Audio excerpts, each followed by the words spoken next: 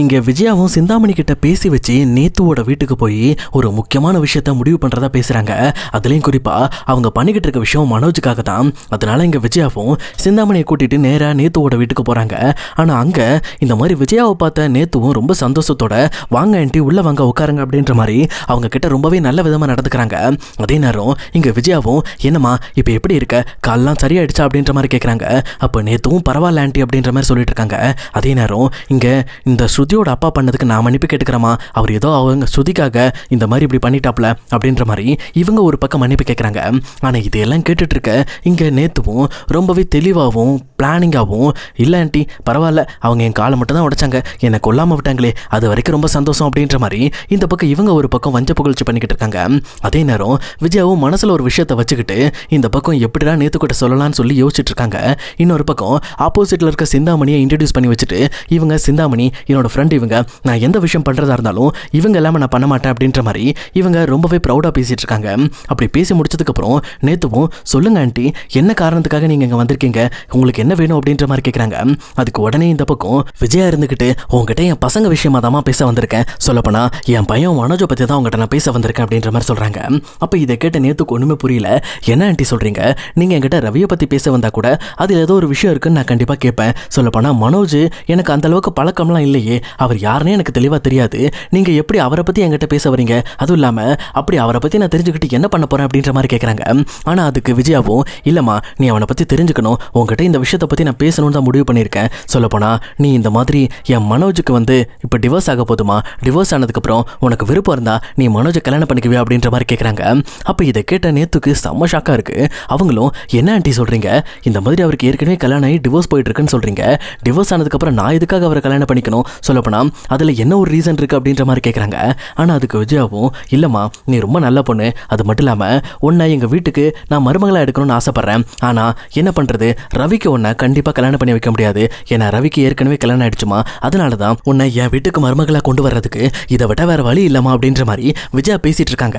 அப்போ இதையெல்லாம் கேட்ட நேத்துவும் ஆண்டி இங்கே பாருங்க நான் ரவியை லவ் பண்ணிக்கிட்டு இருக்கேன், நான் எப்படி உங்கள் பையன் மனோஜை கல்யாணம் பண்ணிக்க முடியும், அது எப்படி சரியாக இருக்கும் அப்படின்ற மாதிரி கேட்குறாங்க. உடனே ஆப்போசிட்டில் இருக்க சிந்தாமணியும் இங்கே பாருமா என் மாஸ்டர் எந்த விஷயம் செஞ்சாலும் அதில் ஒரு காரணம் இருக்கும், இப்போ நீ ரவியை லவ் பண்ணிக்கிட்டு இருக்கேன்னு வச்சுக்க, ரவி உனக்கு ரொம்ப பிடிச்சிருக்கு, நீ இப்போ அந்த வீட்டுக்குள்ளேருந்து ரவியை பார்த்துக்கிட்டு இருப்பியா, இல்லை அப்படின்னா நீ வெளியிலேருந்து ரவியை கவனிச்சிட்டு இருப்பியா, நீ மனோஜை கல்யாணம் பண்ணிட்டு அந்த வீட்டுக்குள்ளே போயிட்டு நீ ஆசைப்பட்ட மாதிரி ரவியை கூட விரும்பலாம் அப்படின்ற மாதிரி இவங்க ஒரு பக்கம் ரொம்ப கேவலமாக பேசிகிட்டு இருக்காங்க. அப்போ இதையெல்லாம் கேட்டுட்டு விஜயாவுக்கு ஒரு மாதிரி தான் இருக்கு. பட் இருந்தாலும் இப்போதைக்கு எப்படியாவது நேத்துவை நம்ம பையன் மனோஜுக்கு கல்யாணம் பண்ணி வைக்கணும், அப்பந்தான் இந்த நேத்துவோட சொத்து மொத்தமும் என் பையன் மனோஜுக்கு வந்து சேரும் அப்படின்ற மாதிரி பிளான் பண்ணிட்டு இருக்காங்க. ஆனால் இதையெல்லாம் கேட்டுட்டு அடுத்த நிமிஷம் இங்கே நேத்து செம்ம டென்ஷன் ஆயிடுறாங்க.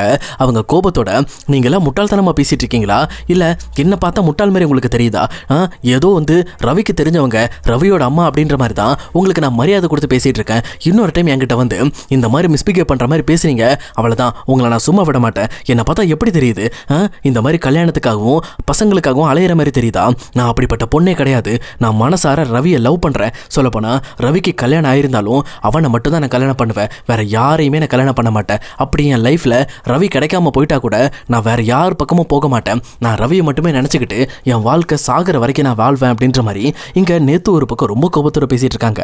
அப்போ விஜயாவும் இல்லைம்மா இந்த மாதிரி நீ ரவி என்னதான் லவ் பண்ணாலும் அது நடக்க போகிறது இல்லைல்ல, அதை கண்டிப்பாக ஸ்ருதி ஏற்றுக்க மாட்டாமா, ஸ்ருதி ரவியோட சேர்ந்து வாழ்றதுக்கு முடிவு பண்ணியிருக்கா, அதுவும் இல்லாமல் எவ்வளோ பெரிய பிரச்சனை வந்தாலும் அவங்க ரெண்டு பேரும் பிரிய மாட்டாங்க, ஏன்னா அவங்களும் லவ் பண்ணி தானே ஒன்று சேர்ந்துருக்காங்க அப்படின்ற மாதிரி விஜயா சொல்கிறாங்க. ஆனால் அதுக்கு நேத்துவும் நீங்கள் என்ன வேணாலும் சொல்லுங்கள், அந்த ஸ்ருதியை ரவி கிட்ட இருந்து எப்படி பிரிக்கணும்னு எனக்கு தெரியும், உங்கள் வீட்டுக்கு மருமகளாக நான் வருவேன், ஆனால் நான் மனோஜுக்கு மனைவியாக வரமாட்டேன், ரவிக்கு மனைவியாக மட்டும்தான் வருவேன் அப்படின்ற மாதிரி சொல்கிறாங்க. ஆனால் விஜயா ஒரு கட்டத்தில் கோவமாகி நீ என்ன சொன்னாலும் சரி அது நடக்க போகிறதில்ல, நான் சொன்ன விஷயத்தை வேணா யோசிச்சு பாரு அப்படின்ற மாதிரி பேசுகிறாங்க. அப்போ ஸ்ருதியும் இதுக்கு மேலே இந்த வீட்டில் இருக்கிறதுக்கு உங்களுக்கு அருகதை கிடையாது, இந்த வீட்டை விட்டு வெளியில் போங்க, இந்த மாதிரி ஒரு கேவலமான அம்மாவை நான் பார்த்ததே கிடையாது, இந்த மாதிரி தம்பியை லவ் பண்ணுற பொண்ணை பார்த்து நீ அண்ணனை கல்யாணம் பண்ணிக்கன்னு சொல்லி கேட்ட அம்மாவை நான் இப்போ தான் பார்க்குறேன் அப்படின்ற மாதிரி இங்கே நேற்று ஒரு பக்கம் விஜயா விட்டு கிளிகளின்னு கிளிக்கிறாங்க. இங்கே விஜயாவால் வாயை திறந்து பேசவே முடியல, அவங்க ரொம்ப கோபத்தோட இந்த பக்கம் நேத்துவை பார்த்து முறைச்சிக்கிட்டே நின்றுட்டு இருக்காங்க.